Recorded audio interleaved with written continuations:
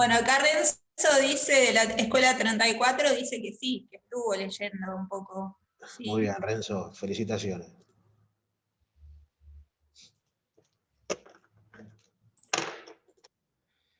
Ahora te voy a poner un mail para que mandes ahí, Renzo. Decir que sos el único que estuvo leyendo y vamos a ver si te hacemos llegar alguna gorrita o algo de eso. Bien.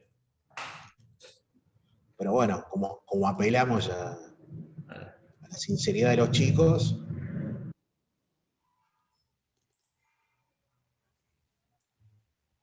Bueno, Katia también, porque dijo que no había leído nada. Claro. ¿De dónde es la 34? ¿De dónde es la escuela? Esa escuela está cerca de Chacarita, sí. Ah, justo. A unas cuadras de... Es la que está ahí nomás de Dorrego, ¿no? A una cuadra de Claro. Dorrego. ¿Esa es la grande? Sí. Está cerquita Sí, para Creo ir que a está buscar por el... Bonplan. Claro, hoy pasé claro. por ahí yo. Bonplan y Loyola, si no me equivoco. Sí, sí, sí. Voy a ir a buscar por ahí por Maticero, Norbert. Sí, tranquilamente podrían venir, ningún problema. Bueno, ya sabes. Renzo, Katia, manden un mail ahí y después coordinamos para... Renzo por aplicado y Katia por honesta. Exacto.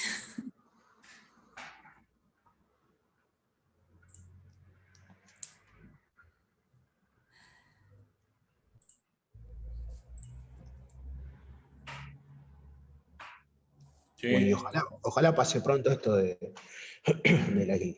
la pandemia, así ya le podemos mandar alguna que otros panes a los chicos para laburar ahí también. Sí, Renzo. Ya te la ganaste. Remeras. Ahora Sí, sí. sonaron. Ya se la... No, ellos dos ya se la ganaron, ya está. Renzo y Katia. Renzo, o sea, ¿me ves la cámara? ¿Me ves bien a mí? ¿Se me ve bien? Sí, sí, sí. Pará que estoy esperando. Wow.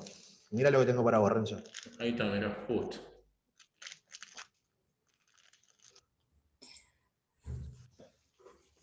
La dejo acá en la oficina,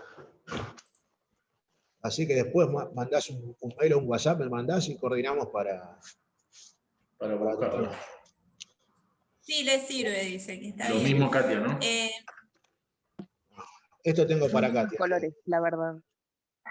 ¡Oh, está buenísima! Listo. Ya está separada para Katia y para Renzo. Vamos a ver si en el transcurso de la charla algún otro se gana algo más o no, Bernie. Claro. Cuando de por sí, ya cuando volvamos medianamente a la normalidad, iremos a dar alguna charlita de mano de obra allí presencial. Llevaremos algunos ladrillos y veremos. Tanto esta escuela como la 9 y como el resto de las escuelas, ¿no?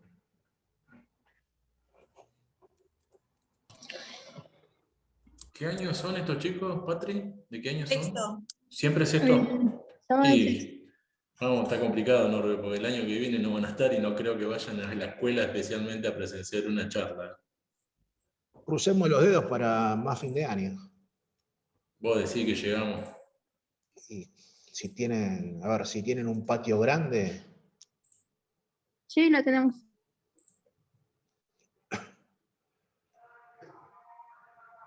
si es al aire libre, por ahí algo podemos llegar a hacer.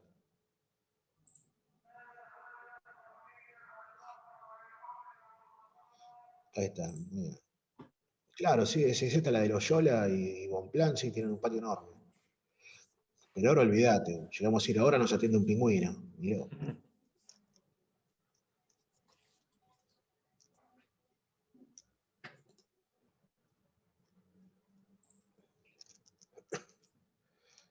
Lourdes, mira, hasta hace 2 años las dábamos con Bernardo, esas capacitaciones. Eran capacitaciones de 3 días. El año pasado, cuando estábamos por arrancar a darlas, justo arrancó la pandemia por 1 semana. Y nada, tuvimos que cancelar absolutamente todo. pero era pura y exclusivo capacitación de mano de obra, cómo levantar una pared. Básicamente lo que vamos a ver hoy en la charla, bueno, todo eso en práctica. O sea, acá no venía nadie con un cuadernito, una virome a anotar. No, ropa de trabajo y a laburar. Venían vestidos para laburar y los hacíamos laburar. Armábamos 2 grupos y a levantar pared. A cortar ladrillo, a levantar pared, ensuciarse un rato. Y te digo la verdad, o sea, cada vez que abríamos la inscripción para las charlas, en menos de 5 minutos ya se agotaban los cupos. Obviamente, viste, son cupos limitados porque si no, no Se puede hacer. podemos prestarle atención a todos.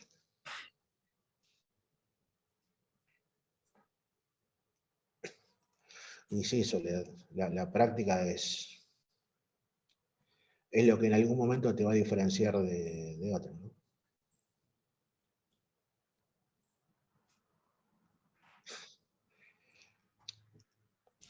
Bueno, a ver, Lourdes, está bien. Esto es cuestión de práctica, no es muy difícil. ¿Vos también estás en el 34? ¿Estás vos, Lourdes?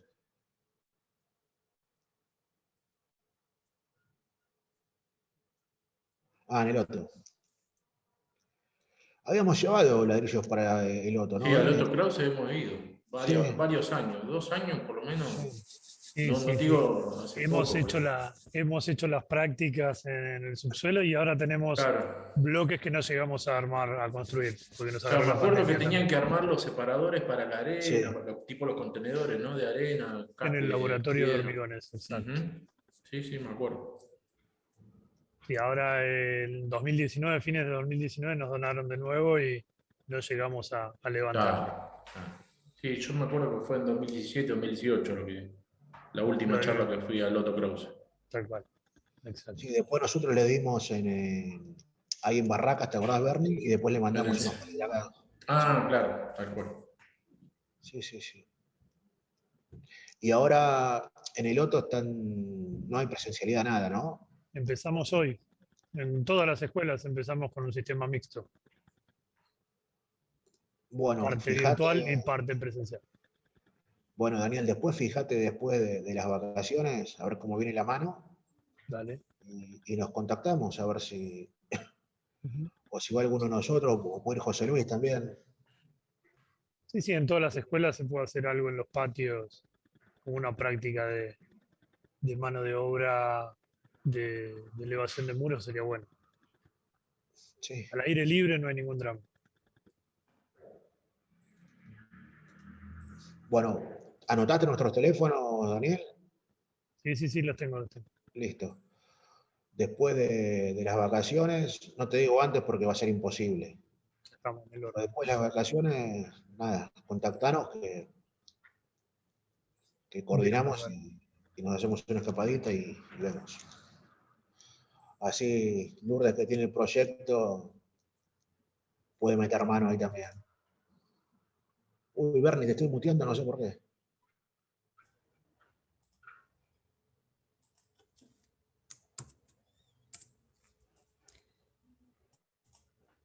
Desmuteate, Bernie. Desmuteate. Háganle caso a la profe que está ahí poniendo el link para que se inscriban al módulo, sí, que den el presente. No se olviden. Sí, si no, después le pasa la falta y sonamos. Sí.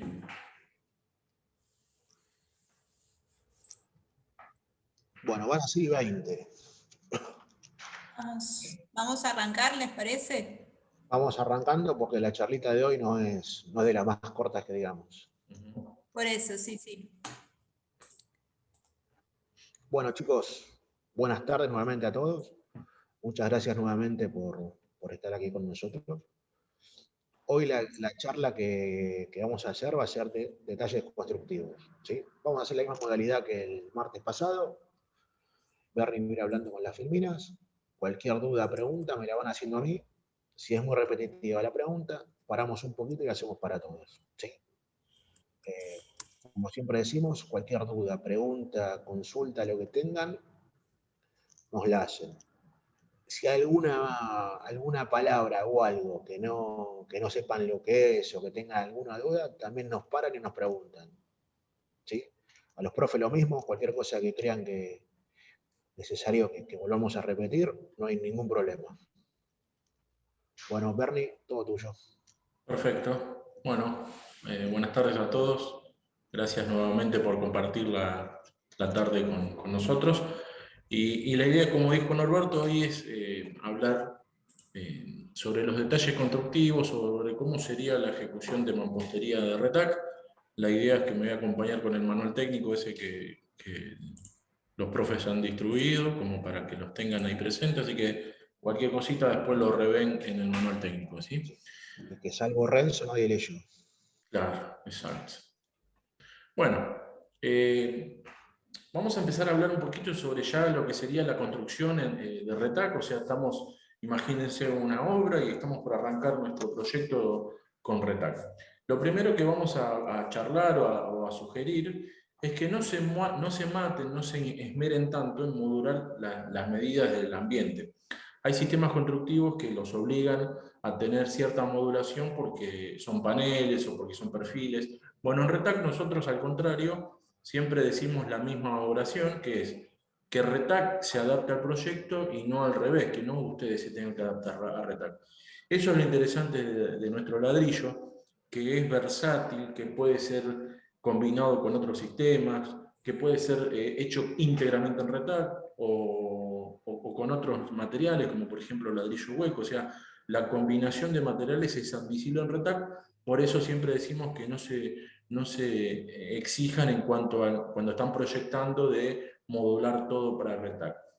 Porque mucha gente piensa que como es un ladrillito cuadradito, lo rectangular mejor dicho, aprovecho las medidas para no cortar, y en realidad si vamos a la práctica, a la calle o a la obra en sí, siempre hay ajuste para hacer, nunca te sale exacto lo que hiciste en el plano a lo que proyectaste en obra. Entonces, lo que nosotros decimos es no modulen las medidas de la mampostería en RETAC, ¿sí? O sea, úsenla como ustedes quieran la medida de la pared. Lo que sí es interesante que se module es en la altura. ¿Por qué? Porque el ladrillo siempre tiene 25 centímetros. Eso es 24 monedas del ladrillo más la junta de adhesivo que va a estar en el orden de los 3 a 5 milímetros. Eso hace que cada hilada del RETAC esté en el orden de los 25 centímetros. Por ende, son 4 por metro, 8 a los 2 metros, o sea, hilada estoy hablando. Entonces, una parte de la mampostería, cuando llegamos a la altura del dintel, nosotros normalmente hablamos de que para un dintel normal de puerta, para una puerta convencional, se necesitan 2.5 o 2.7 centímetros de medida para que pueda entrar la ventana o la puerta. Entonces, eso sí, hacemos la sugerencia que se module en la altura, ¿sí? con respecto a la faja de nivelación. Nosotros arrancamos en la pared de RETAC con una faja, un cordón de cemento o de concreto, que eso sí lo pueden hacer más alto, por ejemplo de 5 o de 7 centímetros, y eso ya va a tener la altura suficiente para que ustedes con 8 hiladas lleguen a los 2.05, 2.07 de modulación que necesitan para la carpintería. Entonces, después de eso no hay problemas, el ladrillo se traba en la esquina, como habíamos dicho en la primera clase. La idea es que todo lo que sea pared portante esté trabado. Cuanto más trabado, mejor funciona por forma y por ende tiene un mejor desempeño estructural. Y solamente vamos a dejar puestos los refuerzos verticales donde el proyecto lo requiera. Ahora, cuando lleguemos a la parte de los refuerzos, lo vamos a seguir viendo el tema. Pero lo importante es que se trabe y que se trabe entre, como mínimo, un cuarto de ladrillo, que serían 12,5 centímetros en el espesor de la pared. Ya con el de 15 lo trabo siempre, 15, 7,5 y 20. Al trabar una esquina ya estoy cumpliendo con la traba mínima, entonces no hace falta hacer otro ajuste, ¿sí? Bien. Importantísimo esto, acuérdense que cada vez que utilizan RETAC van a utilizar el mortero adhesivo RETAC. Acá no hay forma de reemplazarlo por otro material, por otra mezcla, o porque en el corralón le dijeron, mira, llévate esto que es lo mismo. No. Siempre que compren RETAC, tratemos de que sea la bolsa nuestra del mortero adhesivo RETAC, porque es la que está el material, la mezcla está desarrollada específicamente para nuestro ladrillo. Entonces, lo interesante de esto es cómo se prepara el mortero. Siempre se prepara en un recipiente, en un balde o en un balde alto de pintura. Lo importante es no preparar grandes cantidades porque se desarrolla con muy poca junta. Al tener poca junta, uso muy poco mortero. Si yo preparo mucha cantidad, muy posiblemente no lo utilice, va a pasar mucho tiempo, ese mortero ya va a empezar a envejecer, entre comillas, y cuando yo lo quiero utilizar no me va a servir. Entonces, siempre trabajen dentro de la idea de hacer poca mezcla, lo que sería un balde de albañil o como máximo 2 baldes de albañil representados en un solo balde de pintura. Siempre se prepara de la misma forma, 3 partes de polvo, 1 parte de agua. Lo importante es conseguir una mezcla bastante consistente porque vamos a tener que trabajar con una llana dentada que me va a dar un dentado en la junta y que yo tengo que después comprimir con una masa de goma. Si yo preparo mal el mortero, o sea, lo preparo muy flojo, con mucha agua, esa junta va a chorrear, no se va a quedar pegada en el ladrillo, y por ende no voy a tener un colchón de junta suficiente como para que se adhiera al ladrillo. Entonces, la consistencia tiene que ver con el ladrillo, se tiene que respetar esa consistencia que nosotros decimos. Cuando preparamos el mortero, terminamos de prepararlo, damos vuelta a la cuchara y el material no se tiene que caer de la cuchara fácilmente.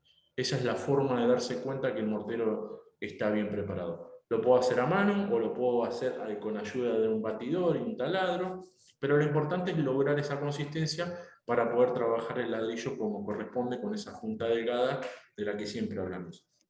Si yo lo preparo de una forma muy dura, o sea que le falta agua, también no va a pegar el ladrillo, va a arrastrar el material. O sea, tenemos que aprender a lograr esa consistencia ideal del mortero adhesivo.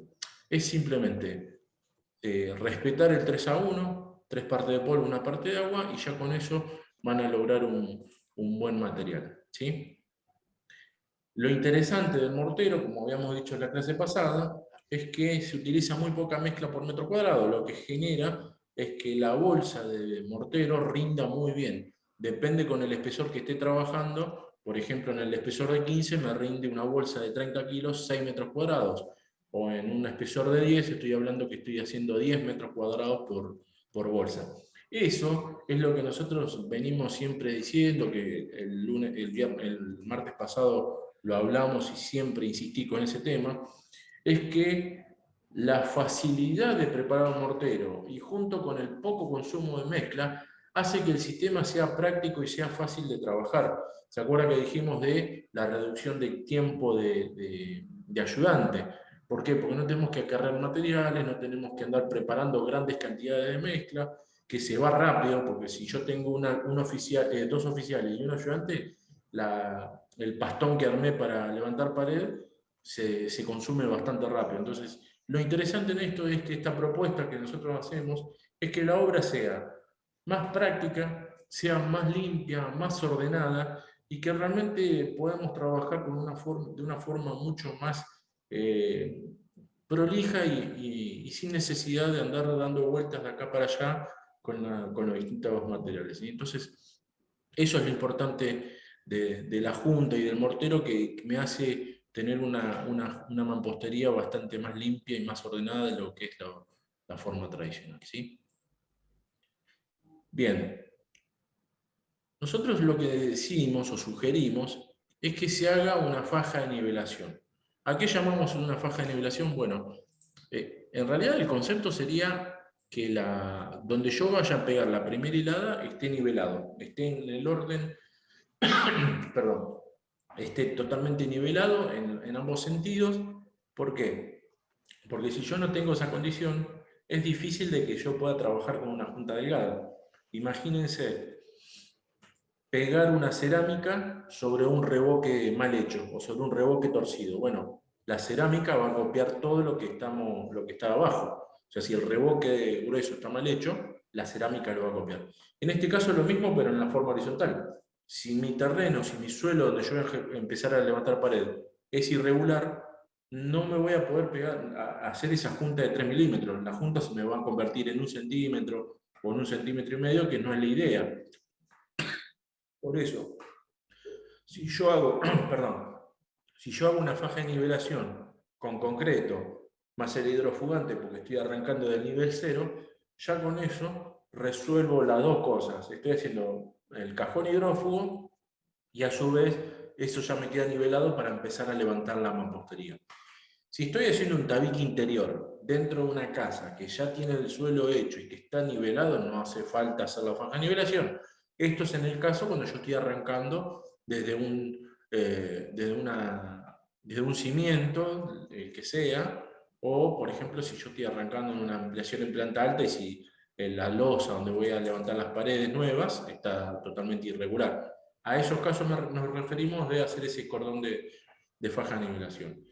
Y ya sobre esa faja seca, que es de concreto, o sea que es una mezcla cementicia, ya comienzo a pegar con el mortero adhesivo, o sea, ya el primer ladrillo ya queda pegado con el mortero adhesivo Retac, ¿sí? Acá vemos un ejemplo de lo que sería una modulación, o sea, de lo que sería un arranque de una primera y de una segunda hilada, en un rectángulo, en un 4x4, donde yo no voy a poner refuerzos verticales, o sea, no tengo columnas en las esquinas, entonces voy trabando, voy presentando los primeros ladrillos de cada hilada para que se vayan secando y vayan tomando resistencia, entonces yo los puedo pegar, cuando pegue con la masa de goma no se me van a mover. Eso ya queda todo replanteado, entonces ya me sirve para tener una buena ejecución de la primera hilada. Lo que nosotros siempre decimos es que la primera hilada es la determinante en cuanto a la prolijidad. Si yo arranqué desprolijo la primera hilada, es muy probable que me dé cuenta que ya estoy, por ejemplo, fuera de plomo en la tercera hilada. Entonces ya hice 75 centímetros de altura de pared torcidas. Esa no es la idea es al contrario. Prestarle atención a esa primera hilada, tomarse el tiempo que sea necesario, controlar obviamente el plomo, y recién ahí, cuando yo ya tengo esa primera hilada totalmente pareja, el resto de la mampostería es simplemente seguir levantando pared. No voy a tener la problemática de tener que controlar tanto porque me voy a regir con reglas y con una tanza. Entonces, siguiendo la técnica de avance normal de mampostería, ya voy a tener un buen resultado. Acuérdense, tener un buen resultado con Retac en la mampostería va a generar todos los beneficios que nosotros hablamos, sobre todo en las terminaciones. Poder terminar con bajo espesor de revoques, poder aplicar cerámica directamente sobre la pared, o sea, sin necesidad de hacer ningún tipo de recuadre, de corrección de plomo, ¿sí? El ladrillo se trabaja en seco, no hace falta mojar el ladrillo. Lo que sí es importante es que se libere todo ese polvo que tiene en la superficie. El ladrillo es característico que tenga un polvillo blanco sobre la superficie, entonces con un cepillo húmedo lo que hacemos es liberar bien el polvo y a su vez le estamos aportando cierta humedad para que el mortero adhesivo haga un buen contacto o haga una buena comunión. Sobre todo en verano, que por ahí estamos expuestos al sol, entonces por ahí siempre conviene un cepillito húmedo para sacarle bien el polvo. ¿Cómo es la técnica de adhesivado? Bueno, es muy sencilla. Habíamos dicho, preparar bien el mortero adhesivo y después trabajar o con la cuchara Retac o con una llana dentada. Lo interesante, lo más importante es esto, como ven en la foto 2 o en la imagen 2, hacer una L de mortero adhesivo. O sea, se junta, se hace una mezcla, se hace la junta vertical y la horizontal. Acá en Retac se pega todo el ladrillo, no hay que dejar juntas abiertas, no hay que dejar arrimar el ladrillo sin mortero, no. Esto se tiene que adhesivar toda la mampostería, sobre todo en las paredes portantes, porque el mortero también es parte de la resistencia que va a tener ese mampuesto, esa pared portante, ¿sí? Entonces, fundamental de que se pegue bien. Si la junta quedó abierta, una junta no pasa nada. Ahora, si yo tengo todas las juntas abiertas, el sistema no trabaja como portante, corre el riesgo de que pase agua. ¿Se acuerdan que habíamos dicho en la primera clase? Por Retac no le va a pasar el ladrillo, no va a pasar agua por el ladrillo, pero sí puede pasar por la junta. Si está mal pegado el ladrillo, el agua puede llegar a filtrarse. Entonces, importantísimo adhesivar bien todas las caras. ¿Y cómo lo voy a asegurarme de eso, de que se pegue bien y cara con cara? Bueno, utilizando la masa de goma, ¿sí? Que es un accesorio nuestro, que es golpeándolo bien, primero de forma vertical, para que reviente esa punta vertical, y después golpeándolo de arriba para ir asentándolo. La diferencia con respecto a la mampostería tradicional es que yo con el hilo lo único que llevo es el plomo, o sobre todo el plomo. La línea la voy llevando con la mampostería. Quizás eso por ahí es un detalle más de obra, que por ahí si ustedes no lo tienen muy presente no lo van a entender, pero lo que digo es, el hilo y la regla tienen que estar presentes sí o sí para que me dé la prolijidad en cuanto al plomo de la mampostería, ¿sí? Norbert, ¿venimos bien? Venimos bien, sí. Bueno. Este es un detalle de lo que sería una primera hilada, un arranque de mampostería. Y esto me da pie para hablar un poquito de los cimientos.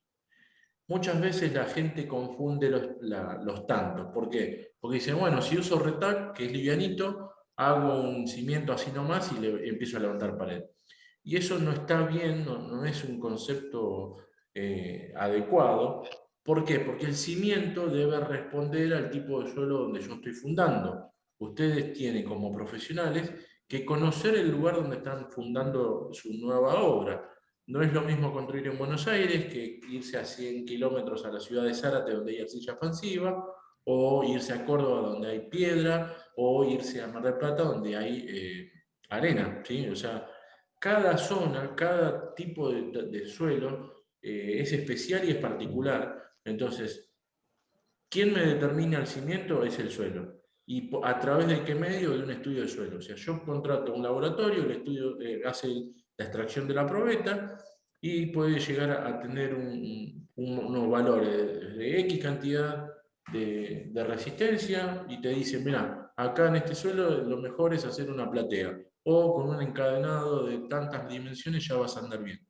Eso siempre lo aclaramos, porque hay mucha gente que piensa eso, decir, no, hago un encascotado sino más y levanto pared. No, no tiene nada que ver lo liviano de la mampostería o lo que yo le voy a aportar al cimiento sobre el cimiento en sí. El cimiento se tiene que comportar a lo que a lo que se tenga que bancar, las distintas deformaciones que puedan existir en el suelo. Entonces, fundamental eso, acostumbrarse o acordarse de que el cimiento. Ojo, esto es independiente de Retac. Si estuvieran trabajando con ladrillo hueco, con ladrillo común o con otro sistema constructivo, les vamos a decir lo mismo. El estudio de suelo es el que te determina la característica del cimiento, ¿sí? Y si nosotros sabemos que el suelo es malo, ¿por qué? Porque es una zona baja, por ejemplo la zona de Quilmes, la zona de Berazategui o la zona del delta de Tigre, donde el suelo se comporta de una forma muy extraña porque se mueve constantemente. En esos casos donde yo sé que voy a estar ante un suelo malo, le voy a aportar hierro sobre la primera hilada. Eso se hace sobre la primera hilada, o sea, se pega la primera hilada, se la ranura, se le aportan 2 hierros del 8, uno en cada ranura, y se la tapa con un concreto tradicional hecho en obra, un 3x1, más agua, más el agregado de un ligante tipo Takuru o tipo Sikasí. Y con esos productos puedo asegurar de que el concreto se agarre bien. ¿Se acuerdan que habíamos hablado de que el Retac tiene muchos poros superficialmente? Bueno, esos poros absorben mucha agua superficialmente y esto a una mezcla cementicia para eso no está bueno. Entonces el concreto o cualquier mezcla que no está preparada para la absorción del ladrillo sufre lo que se llama en obra, que se quema, o en realidad lo que le pasa es que se deshidrata muy abruptamente. Las mezclas cementicias necesitan agua, necesitan hidratación para fraguar en tiempo y forma. Entonces, si yo le resto demasiado rápido el agua, esa mezcla cementicia, al no tener agua, no adquiere resistencia y por eso se quiebra, no tiene dureza, no tiene resistencia, ¿sí? Entonces, la forma de usar cualquier mezcla que no está preparada para Retac sobre el ladrillo es mojando previamente con algún tipo de Takuru o Sikasín, que son ligantes universales. Es un aditivo que se compra en cualquier corralón y que se utiliza en la obra común y también sobre Retac, ¿sí? Obviamente, lo que sea del nivel 0 para abajo se hace como dijimos anteriormente. Voy a hacer el suelo que me determine el estudio de suelo, perdón, el cimiento que me determine el estudio de suelo. Voy a realizar el cajón hidrófugo como corresponde, como cualquier otra mampostería. El cajón hidrófugo es ese tipo de mampostería muy, muy chiquita, de ser 1 o 2 hiladas. Se resuelve todo un cajón envolvente, por eso se llama cajón, o sea, todo un envolvente con algún material hidrófugo, ¿Para qué? Para proteger el cimiento y la mampostería de la absorción superficial de agua, perdón, la ascensión de agua por cimiento, y eso es lo que pasa en cualquier otra mampostería, que a los 10, 15 años empezamos a tener problemas de fluorescencia, de humedad. Bueno, eso lo resolvemos haciendo un buen cajón hidrófugo. Ya con eso levantamos la pared y listo, ¿sí? Empezamos con nuestra ejecución de mampostería. Vamos a llegar a la altura del antepecho de la ventana y ahí sí se hace el refuerzo de hierro sobre el antepecho de la ventana, como siempre decimos, ranurando el ladrillo y aportándole una barra de hierro de 8 en cada ranura, ¿sí? Dijimos, el de primera hilada lo puedo hacer o no, lo puedo obviar tranquilamente. Si yo sé que el suelo es bueno o que hice un buen cimiento, no hagan el refuerzo de primera hilada. Pero sí es importante que esté el refuerzo del antepecho de la ventana, ¿sí? Ahí, en una pared portante, se generan muchas liberaciones de tensiones, lo cual puede llegar a repercutir en una microfisura de pared, y para evitarla, para prevenirla, se le aporta el hierro. En realidad esto se hace en cualquier mampostería, en el ladrillo hueco, en el ladrillo común también, pero como en la obra muchas veces pasa que se acostumbran a no hacerlo, bueno, nosotros somos insistentes en eso, en que se haga el refuerzo del antepecho de la ventana para que el conjunto portante funcione como corresponde, ¿sí? Entonces, Norbert, ¿hay alguna pregunta, alguna duda? Por ahora no. Bien. Vamos a hacer el refuerzo de antepecho en las ventanas, no importa la medida, si es una ventana chiquita, una ventana larga, siempre tiene que estar en la parte inferior, que es el antepecho, ahí se tiene que hacer el refuerzo, ¿sí? Seguimos levantando la pared y vamos a llegar a la altura del dintel. El dintel es una pieza de retac, de HSCA larga, que en su interior aloja 4 barras de hierro, por ende no hace falta agregarle hierro, simplemente la pieza se compra y se utiliza como viene de fábrica. Lo interesante de los dinteles es que me aportan mucha practicidad a la obra. La altura de las puertas de la ventana, cuando yo llego a ese momento, en la obra convencional se hace bastante engorroso porque hay que hacer, hay que poner maderas, puntales, cargar con hierros largos, cargar concreto, dejar que se seque. Entonces, de esa forma hago un dintel en la obra tradicional. Bueno, acá no hace falta esperar ni hace falta puntales, simplemente se apoya el dintel, se lo pega con el mortero adhesivo y ya queda resuelto. No hace falta apuntalarlo, simplemente hay que pegarlo bien y ya se puede seguir trabajando. Para los largos, para los dinteles de tabiquería interiores solamente hay de 1,50 m, y para lo que sería paredes portantes a partir de 15 ya tenemos de 1,50 m, 2 metros y de 2,50 m. Considerando que hay que apoyar 25 centímetros en cada dintel portante, en cada extremo, decimos que los dinteles de retac sirven para luces libres de hasta 2 metros. Cuando yo tengo una luz libre de entre 2 metros y 3 metros, 3 metros 25, ahí lo que voy a utilizar es el ladrillo U, el otro accesorio que tiene retac, que es la pieza U de encofrado perdido, ¿sí? En el caso de la U, lo que necesitamos sí es apuntalar, poner una madera, pegarla lateralmente, o sea, va a quedar hecho el encofrado. Ahí dentro armo una armadura mínima con 4 barras de 8 y estribo de 4,2 o de 6, lo lleno con hormigón y ya resolví el dintel, la viga dintel para esos casos de luces largas que hoy están muy de moda, la casa con mucho aventanamiento. Bueno, entre 2 metros y 3 metros se puede resolver con el ladrillo, ¿sí? Lo importante es que aparte del dintel, después sí haya un encadenado de arriostre.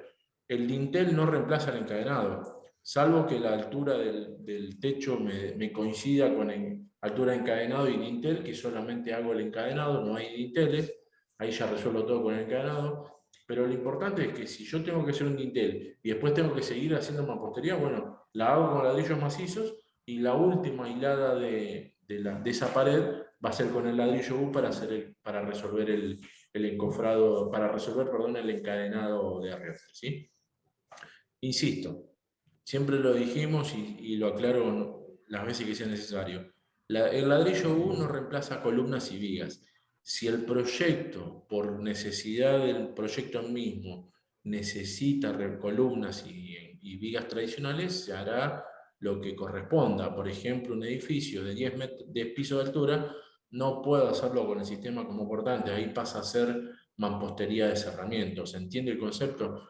Acá estamos hablando, apuntando, y cuando yo puedo utilizar la pared como portante y que justamente voy a aprovechar ese caso. En el caso de estructura de hormigón o estructura metálica, la pared pasa a ser de cerramiento, entonces ahí ya no hay carga, no tengo que hacer encadenados ni nada por el estilo, ¿sí?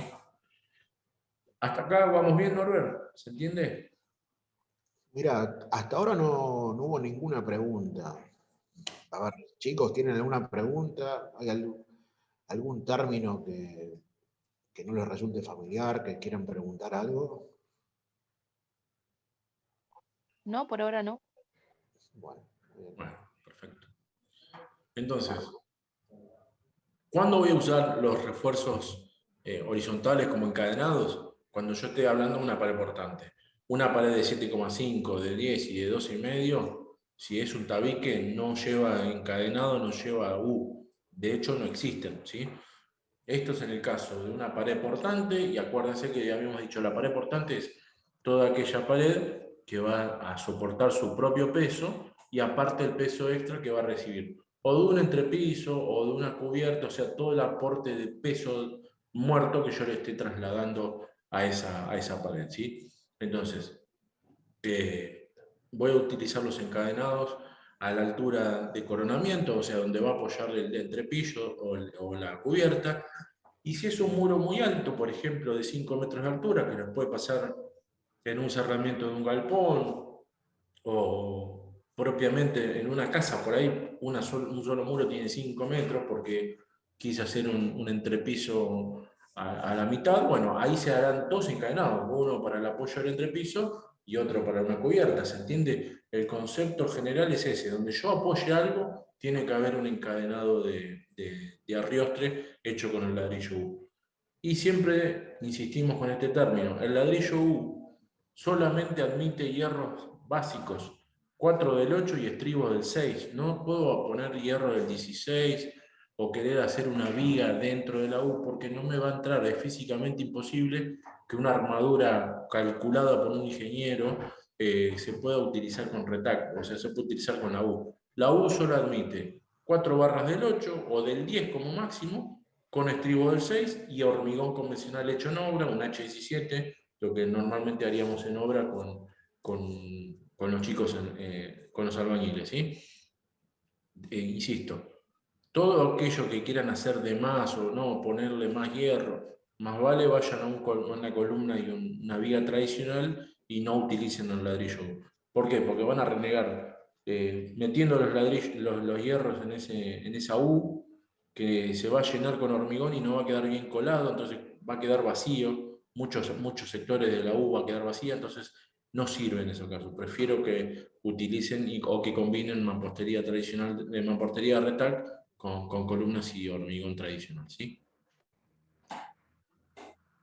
Bien, en el manual tienen ciertos detalles como ese apoyo en el caso de techos inclinados, techo de teja, de chapa, lo que ustedes quieran apoyar, es admisible en retac, por ejemplo, una losa, pero siempre que apoye sobre el hormigón del ladrillo, ¿sí? Estos detalles se ven bien tranquilos en el manual técnico, así que después si lo quieren ver, no hay problema. Y cualquier tipo de entrepiso también es admisible, si es un entrepiso de madera, viguetas pretensadas y ladrillo de trogopor o ladrillo cerámico, viguetones pretensados, o sea, losetones, todo lo que ustedes quieran apoyar es admisible en retac siempre que apoye sobre el ladrillo. Bien. ¿Losa también? Hablamos. ¿Cómo? ¿Losa también? ¿Losa calculada? Sí. Claro, vos en ese caso llegarías a la altura de la viga con la mampostería y a partir de esa última hilada vas a poner los tableros, vas a armar la viga y la losa apoyando sobre la pared de retaco, ¿sí? En ese caso no haces el ladrillo U y después haces una viga y losa. haces viga y losa.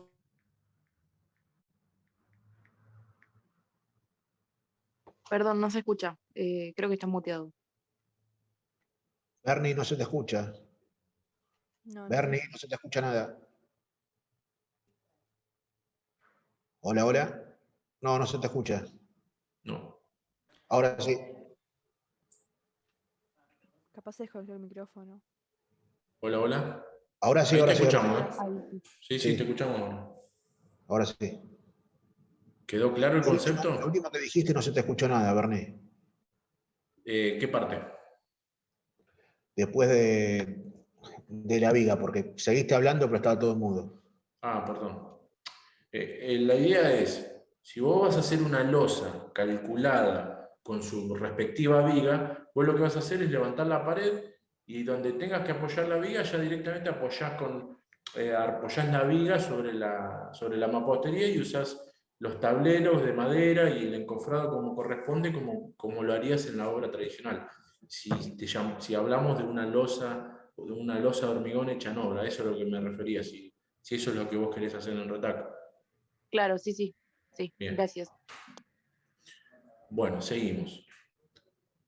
La idea de Retac es que nosotros no tengamos que hacer tantas columnas o tantos refuerzos verticales. Habíamos dicho, de una casa, de una ampliación en planta alta o de una casa de 80, 100 metros que sea solamente en una sola planta, las esquinas van a ir trabadas, entonces no es necesario hacer refuerzos verticales o lo que normalmente ustedes llaman columnitas de obra, ¿sí? Entonces, nosotros queremos que utilicen y que aprovechen la capacidad portante de Retac. Entonces, todas las esquinas van a ir trabadas. Cuanto más trabo la mampostería portante por forma, trabaja mejor.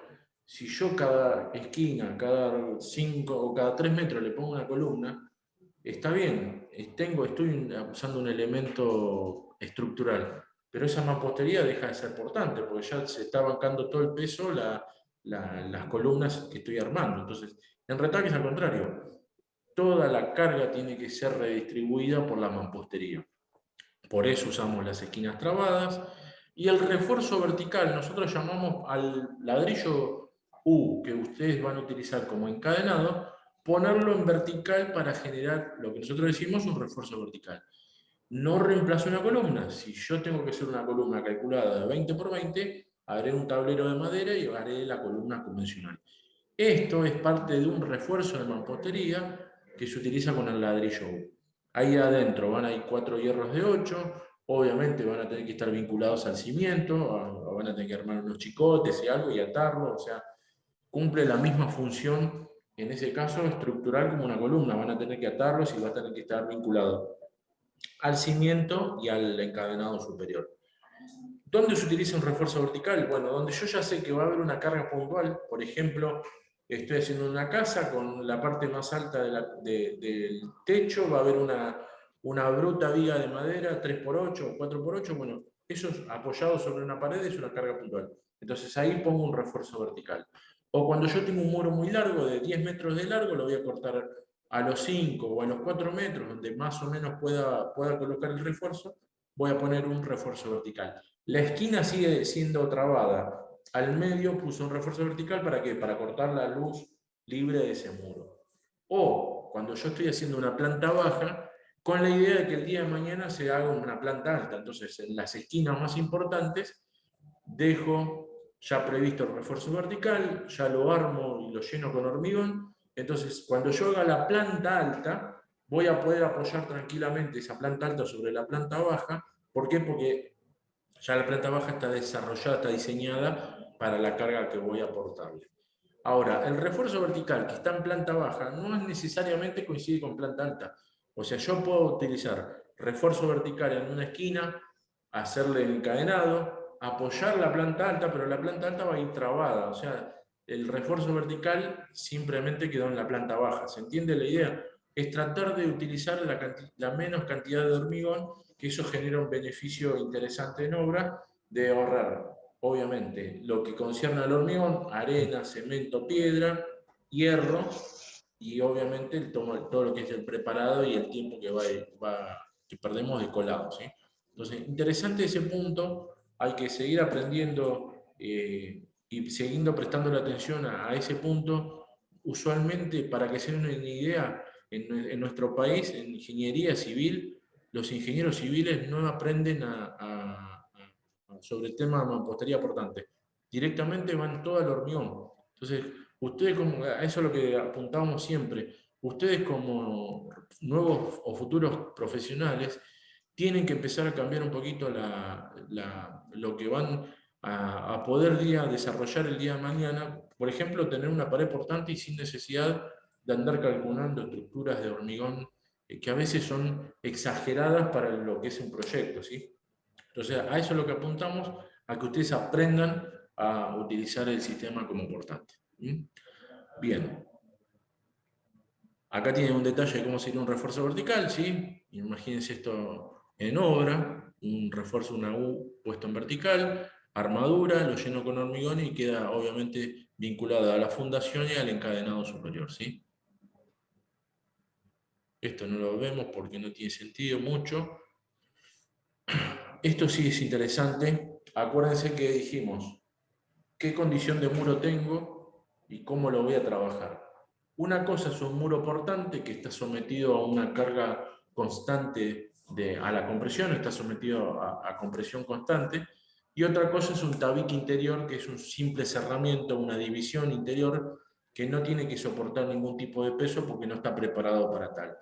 Entonces, lo que hay que hacer en esos casos, y se puede usar o la chapa conectora o un pelo de hierro de obra, pero se tiene que hacer una vinculación mecánica. Es eso justamente, la vinculación mecánica es un pelo de hierro o una chapa conectora.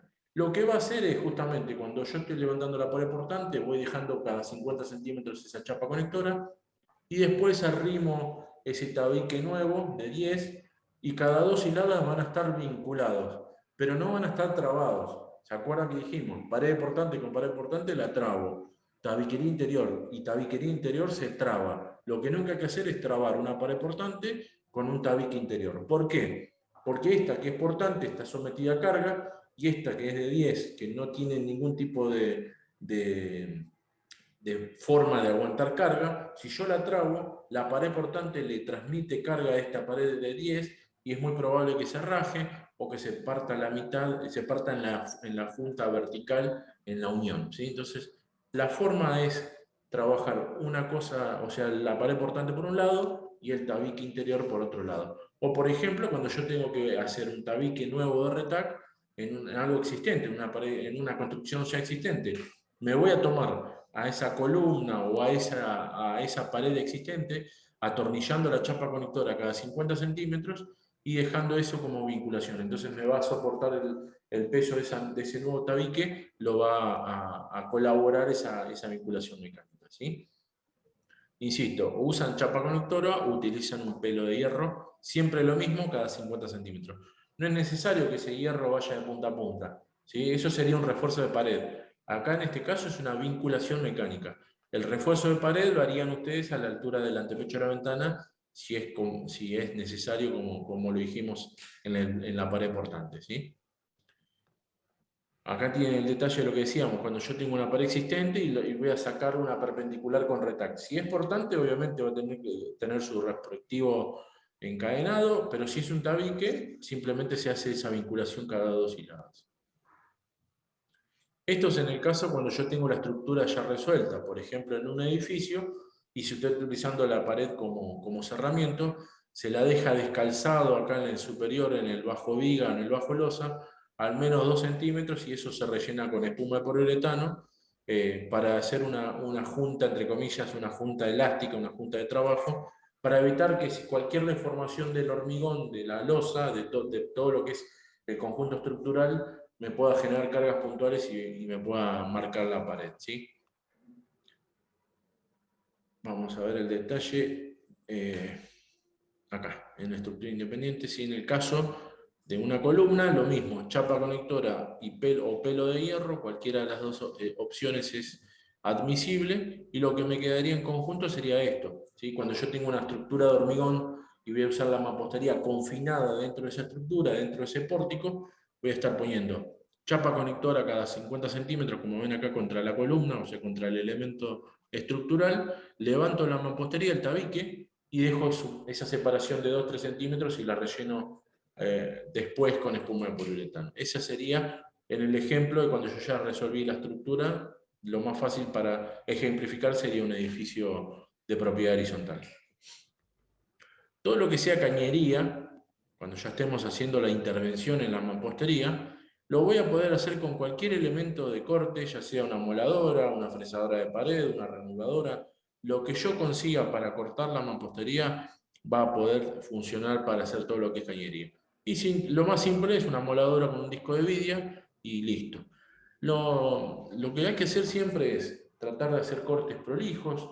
Acá no hay que utilizar ni masa, ni cortahierro, ni tampoco hay que usar rotopercutoras. ¿Por qué? Porque simplemente haciendo cortes con la moladora y después sacando el excedente, ya con eso me va a quedar hecha la ranura como corresponde. El impacto o la percusión sobre el retac no tiene sentido. Porque si yo estoy clavando una cortahierro y le estoy dando con la masa, lo que estoy haciendo es clavando el cortahierro en la pared, o sea, compacto aire, pero no rompo como rompe en la mampostería tradicional. Entonces, más fácil se hacen los 2 o 3 cortes con la moladora y se saca el excedente haciendo palanca y ya con eso queda la cañería lista la ranura lista para la cañería. Y la voy a tapar con concreto, arena y cemento. Pero ¿qué voy a hacer antes de tapar con concreto? Bueno, voy a utilizar, como dijimos, el ligante universal diluido en agua. Voy a preparar un 3, o depende del fabricante, es 1 litro de producto más 4 de agua. Entonces voy a usar esa agua, ese ligante diluido en agua. Voy a mojar la ranura donde voy a hacer el amurado y en fresco, sin dejar secar ese mojado que hice, voy a ir tapando con el concreto. De esa forma, el ligante va a formar una burbuja, una película protectora, entonces va a evitar de que el ladrillo le absorba el agua de la mezcla al concreto, ¿sí? Bajada sanitaria ni lo vemos porque es muy raro que lo utilicen. Bueno, fijaciones, llegamos al estilo, a la parte de carpintería. ¿Cómo voy a hacer la fijación de la carpintería? Bueno, eso va muy de la mano de quién esté haciendo la obra y qué materiales estemos utilizando. Por ejemplo, lo que es carpintería de chapa usualmente se amura con concreto tradicional. Y está bien que se haga así, la técnica no va a cambiar en nada, el albañil va a utilizar la misma forma que hace un amure de una carpintería de chapa sobre la pared común, lo va a hacer sobre el retac. Lo único que cambia es que antes de cargar y de amurar la grampa de la ventana o de la puerta, lo que va a hacer es mojar previamente con el cicasimo, el tacurú, diluido en agua. O sea, la presencia de ese ligante en la obra de retac siempre tiene que estar un baldecito de cicasimo, de tacurú, siempre está bueno que esté porque nos va a servir en un caso puntual. En este caso se moja y se carga con concreto de la misma forma que lo haríamos con la convencional. Otras variantes es la utilización de espuma de poliuretano combinada con tornillos y tarugos. La espuma de poliuretano es justamente un producto que se compra en aerosol. Ese producto, cuando uno lo arroja, en contacto con el oxígeno, se hincha, se expande, y una vez que se seca, se solidifica, ¿sí? Queda bastante firme. Lo interesante es que también queda pegado a cualquier material donde yo lo tiré. Entonces en retac funciona muy bien la espuma y sirve para carpintería o de aluminio o de PVC. Entonces, lo que se hace es presentar la ventana o la puerta, se la deja acomodada con unos taquitos de madera para que no se mueva, y se hace todo un cordón continuo de espuma de poliuretano. Eso se lo deja trabajar, o sea, van a pasar 3 horas y se va a hinchar todo, y lo que va a hacer es cerrar todo espacio abierto que quede, o sea, funciona muy bien para sellar todo paso abierto que haya, entonces va a completar todo el circuito que hicimos de cordón. Voy a cortar el excedente con un cúter o con un serrucho, con un cuchillo, perdón, y después voy a hacer el tapado de de lo que es la carpintería con el revoque. Y le puedo adicionar tornillos y tarugos. Acuérdense que habíamos hablado la semana pasada de los famosos tornillos y tarugos para lo que es fijaciones dentro de la casa. Todo lo que es alacena, bibliotecas, bueno, lo voy a hacer con tornillos y tarugos. Fundamental en este caso, simplemente lo importante que se haga, que se tiene que hacer es, si yo compro un tarugo de 10 milímetros de diámetro, la mecha con la que voy a perforar tiene que ser de 8 milímetros, ¿sí? No es necesario mecha de mampostería, vieron lo que tiene punta de vidia, bueno, no hace falta comprarse esa mecha. Una mecha común para agujerear chapa va a servir para agujerear en este caso la pared. Lo importante es que el tarugo entre con suaves golpes de martillo, con un taquito de madera y un golpecito de martillo lo puedo ir clavando. Eso es lo que va a pasar, que se va a clavar en la pared y eso me asegura que cuando yo rosque el tornillo, las aletas del tarugo se expandan y se agarren al retaco. Todo sistema de tarugo funciona de una forma determinada.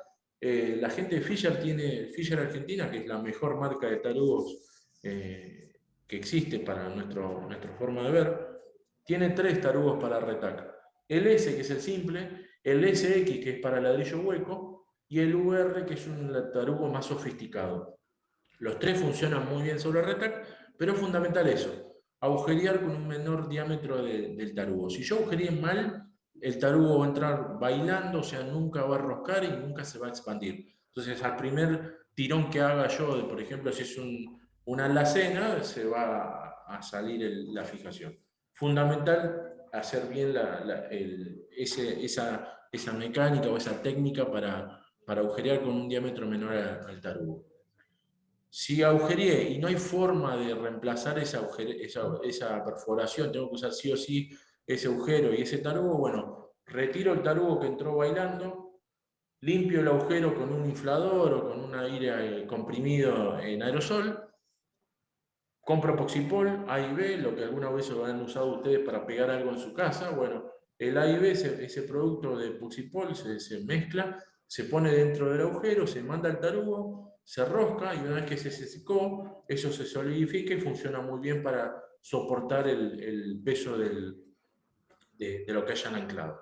Ahora, cuando estamos hablando de cosas más pesadas o elementos que van a estar sometidos a un esfuerzo, por ejemplo, un pasamanos, un portón levadizo, un portón corredizo, una puerta tipo granero, postigones, o sea, todo lo que esté sometido a movimiento, sobre todo lo que es palanca, ahí ya van a cambiar, no van a utilizar un tornillo y tarugo, sino que van a utilizar algún tipo de anclaje químico o algún anclaje con concreto. O sea, van a cortar la pared y van a murar como si fuera en la mampostería tradicional con el concreto. ¿Sí? De esa forma nos aseguramos de que el elemento quede como corresponde empotrado dentro de la pared. El anclaje químico, por otra forma, sería otra opción un poco más moderna, pero funcionan muy bien. Los anclajes químicos, de hecho con Norberto somos defensores del anclaje químico, creo que tienen que estar en todas las obras, ya sea una ampliación en planta alta como en un gran edificio, se tiene que utilizar el anclaje químico porque funciona en muchos aspectos de la obra, resuelve muchos temas de práctica que los hacen más fácil, ¿sí? Bueno, llegamos a la parte de revoques y terminaciones, que es justamente el punto que vamos a tratar el martes que viene, así que hasta acá llegamos con la capacitación de hoy. No sé, Norbert, si hay alguna pregunta, si hay algo que querás que refresquemos. Han estado muy atentos los chicos. Bueno. Por ahí lo único que también hay que comentarles en la parte de modulación de los ladrillos, que no siempre una pared tiene que ser del mismo espesor por ahí en planta baja que en primera planta.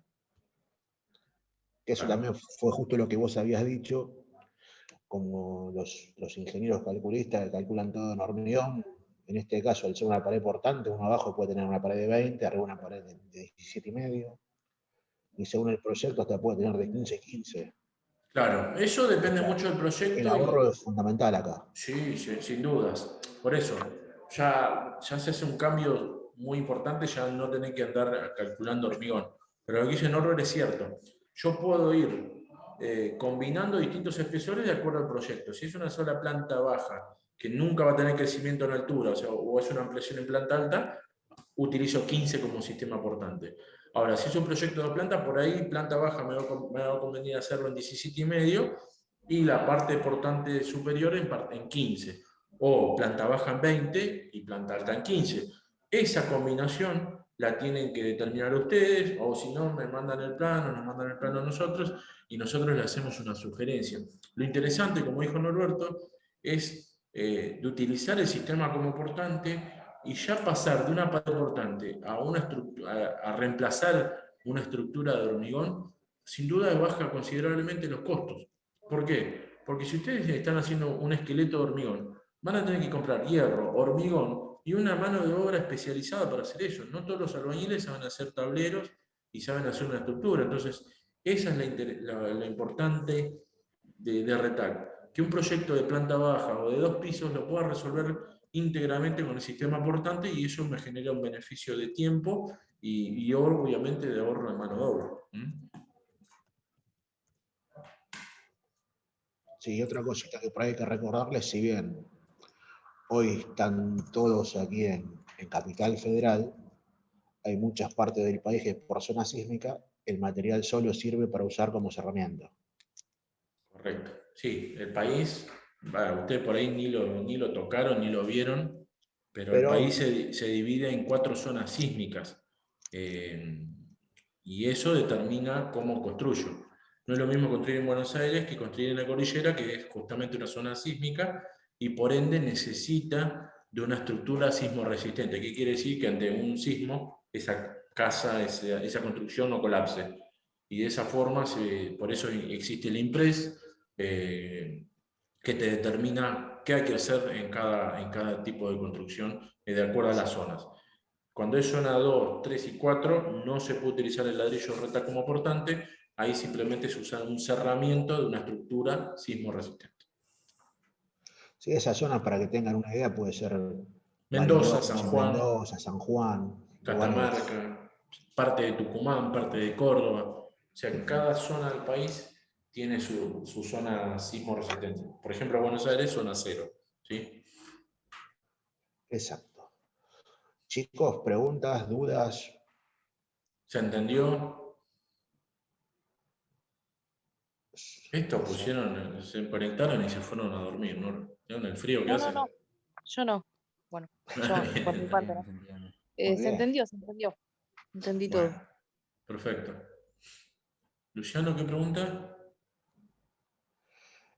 Sí, revoques y terminaciones los vamos a ver el martes que viene. Claro, es el módulo 3. Acuérdense que son 4 módulos. Ustedes son parte de 4 módulos, ¿sí?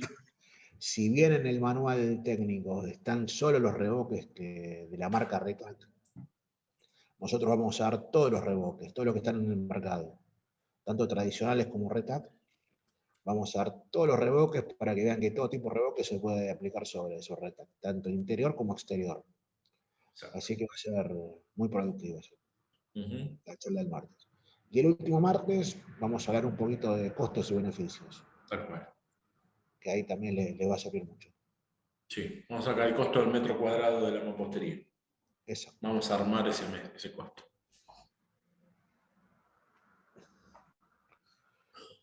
Norbert. ¿Tienen alguna pregunta, chicos? Algo de lo que hayamos hablado hoy, algo que les haya quedado colgado del martes pasado, No, no. de revoques. De eso por ahora nada, pues lo vamos a ver recién el martes que viene. Perfecto. Bárbaro. Se entendió todo. Bárbaro. Bueno. Perdón, yo Siempre. tengo una preguntita que es de la clase Sí. pasada. Sí. Para la escalera, que habían dicho que también hay módulos para armar escaleras. ¿Se pegan igual que en la mampostería? Tipo el pegamento con la Claro, con el llana y... mortero adhesivo, exacto, la técnica es igual, se pegan simplemente. Ah, O bueno. sea, se pegan por un lado los ladrillos de escalera y después pegas el escalón sobre esa pared hecha con los ladrillos de escalera. Sí. Bueno, gracias. Y como siempre decimos, si por ahí les costó imaginarse porque no tienen conocimiento de obra, porque obviamente no son todavía del palo, no han visitado obra todavía, vean ustedes que son tan virtuales, porque ustedes viven con el celular, En YouTube nosotros tenemos un canal oficial que se llama Canal Oficial Retac o Ladrillo Retac, búsquenlo, tiene el loguito Retac, o sea, se van a dar cuenta enseguida cuál es. Y ahí tenemos una serie de videos que fuimos, nuestros compañeros de capacitación y de técnica estuvieron haciendo durante la pandemia del año pasado, entonces ahí pueden ver cada una de estas partes que fuimos viendo en el manual, lo van a poder ir viendo en un video, que por ahí es más práctico a la hora de poder entenderlo. O sea, esos videos también están bien hechos y la verdad que clarifican mucho por ahí el tema si ustedes no les costó entender de lo que estamos hablando, ¿sí? Sobre todo cómo se pega el ladrillo, cómo se corta, cómo se hace un encadenado, o sea, están todos los pasos del manual puestos en videos. Y aparte son cortitos, así que está bueno que sea para ir mechando un poquito entre música y lo que ustedes ven, vean un video nuestro. Y de paso le ponen el me gusta para sumar un poquito para Retac. Exacto. Bueno, Gracias, chicos. Yo hasta acá llegamos, yo me despido. Muchas gracias por el tiempo que nos prestaron y nos vemos el martes que viene, ¿sí? Norbert, cerralo. Dar el presente, por favor, porque si no después hay problemas ahí. Así que den el presente, chicos, y muchas gracias por la atención que nos brindaron y nos vemos el martes que viene. Muchas gracias. Hasta luego, Muchas gracias. buenísimo. Hasta Hasta luego. luego, muchas Nos gracias. vemos.